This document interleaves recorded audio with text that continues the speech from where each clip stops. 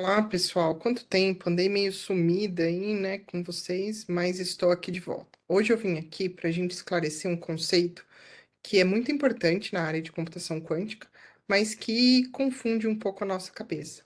Você sabe a diferença entre correção de erro, mitigação de erro e supressão de erro? Então, hoje nós vamos falar um pouquinho desses conceitos. O erro ainda é uma questão muito natural no computador quântico de acontecer, né? E a gente sabe que esse estado quântico deve evoluir, né? Conforme prescrito aí pelo circuito quântico que está sendo executado. Então, na verdade, quando a gente cria um circuito, a gente está querendo passar a informação que vem lá do começo para chegar no final e ter aquele resultado, né? No entanto, esse estado quântico real aí, e os bits quânticos, eles acontecem de maneira diferente, né? E nós podemos ter erros nesses cálculos, devido às diversas perturbações, né? Seja para o ambiente externo, seja do próprio hardware, seja perturbações que a gente chama ruído.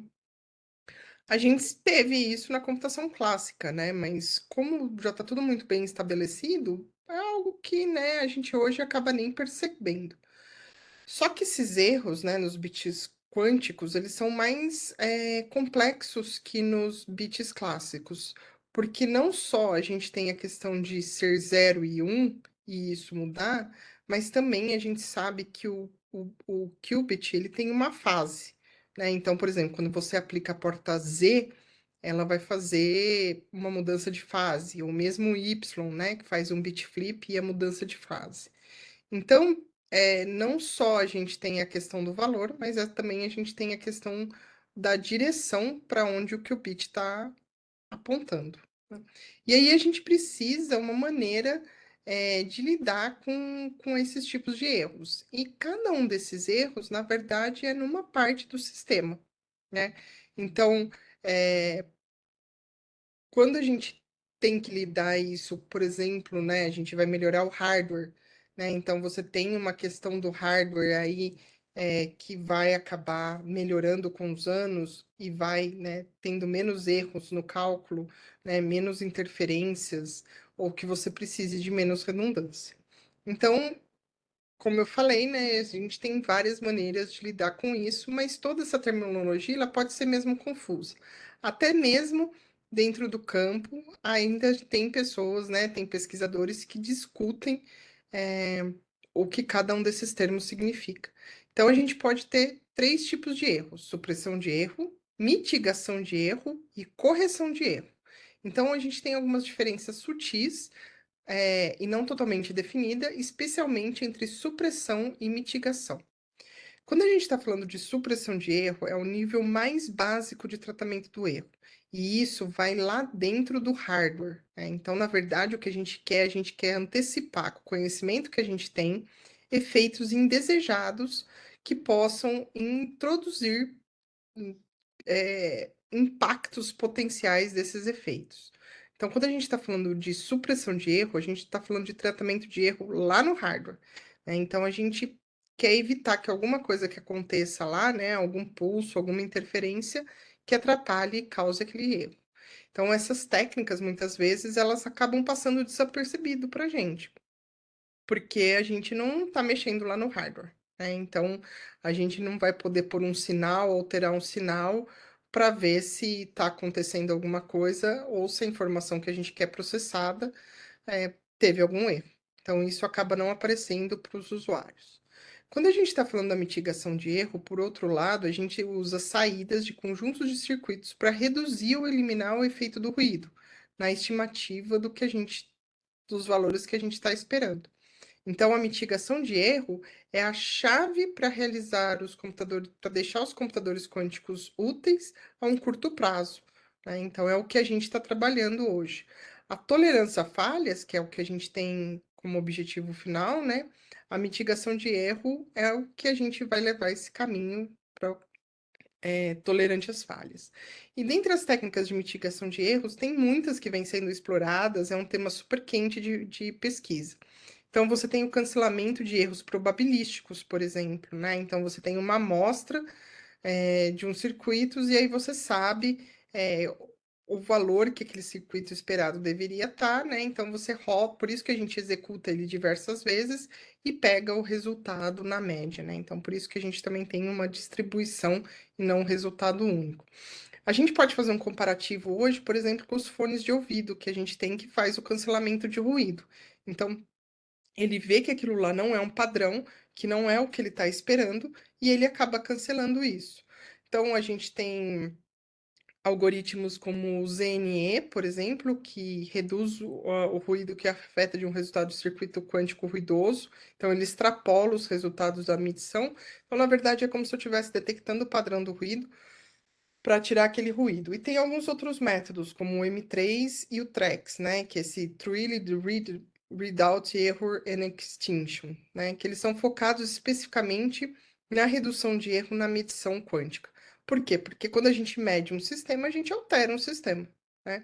Então, eu vou dar um exemplo para vocês, né? Se a gente está fazendo um bolo, para a gente saber se o bolo tá bom, tem aquela regrinha lá, né? Que a gente vai e põe a faca no meio, para ver se cozinhou. Mas quando a gente bota a faca lá, se a gente não tiver, se o bolo não tiver depois de um certo tempo, né, quase todo pronto, o bolo vai murchar. E que se né, e toda vez que a gente for lá e furou o bolo, a gente abriu o forno, entrou calor, quer dizer, a gente alterou todo o sistema. A mesma coisa, né? Se a gente estivesse temperando o chocolate, né, que o povo põe é, o termômetro lá e fica medindo a temperatura. Então você está alterando o sistema da mesma forma. A mesma coisa é o computador, né? Se eu vou pôr alguma coisa na medição, se eu estou medindo, eu estou alterando esse sistema.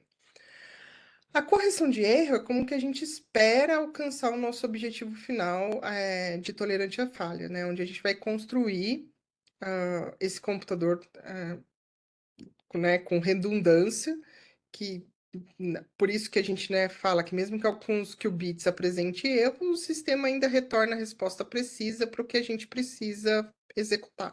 É o que acontece com o nosso hoje, né? Quando a gente está transmitindo pacotes aí, a gente sabe que alguns pacotes se perdem, mas que na maioria todos eles chegam e a gente consegue obter informação. Então, a correção de erro é uma técnica padrão que a gente já aplica na computação clássica e onde as informações são codificadas com redundância para verificação que possa vir a ocorrer. Então, um exemplo, imagina que eu tenho um qubit que eu quero que transmita o valor 1. Né? Então, o que que eu faço? Né? Por isso que a gente fala em qubits lógicos e qubits físicos. Né? Então, eu quero transmitir um. O que que eu ponho? Eu ponho 3 qubits. Então, eu vou transferir um.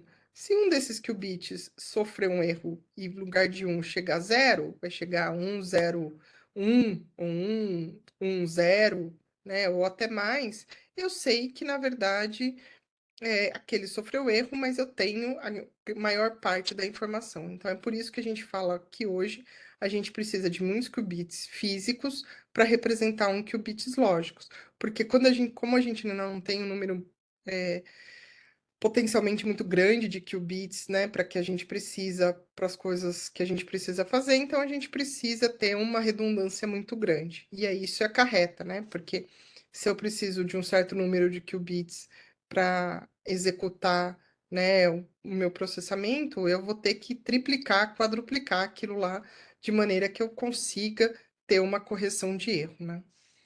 Então, a supressão de erro, a mitigação de erro e a correção de erro pode parecer semelhante, né? Mas cada um vai requerer o seu próprio conjunto de conhecimento e considerações, e cada uma é crucial num ponto importante, né? Num pedacinho, para que os computadores quânticos tragam um valor real, né? Então, por isso que aquele artigo que fala que colocou a gente na era da utilidade é porque eles conseguiram trabalhar com um grande número de qubits, né, e avançar nessa questão da identificação do erro, para fazer a correção do erro. Detectaram um padrão e aí eles conseguiram crescer e fazer um cálculo que realmente o computador clássico não conseguiria fazer. Conseguiram extrapolar o problema. Então a gente saiba que, embora a gente saiba que esses tipos de problemas, né, os computadores, a gente gostaria que eles resolvessem, né? Então a gente ainda vai ter que aprender a lidar em um pouquinho com erro e ruído, né? Se você for ver, é até muito engraçado, porque como muitos de nós, como quando já viemos para a computação, os computadores clássicos não tinham esse problema, é como se a gente tivesse experimentando um flashback, né? Então, a gente está vivendo no computador quântico as coisas que a gente não viveu na computação clássica. É isso, pessoal. Espero que vocês tenham gostado. Deixem seus comentários. Ah, coloquem sugestões de tópicos, né? O que que vocês gostariam de ouvir? O que que vocês gostariam de saber? Pode ser de computação quântica, pode ser de carreira, pode ser de inteligência artificial, pode ser de qualquer um dos assuntos que vocês me veem por aí falando, tá bom? Até mais, pessoal!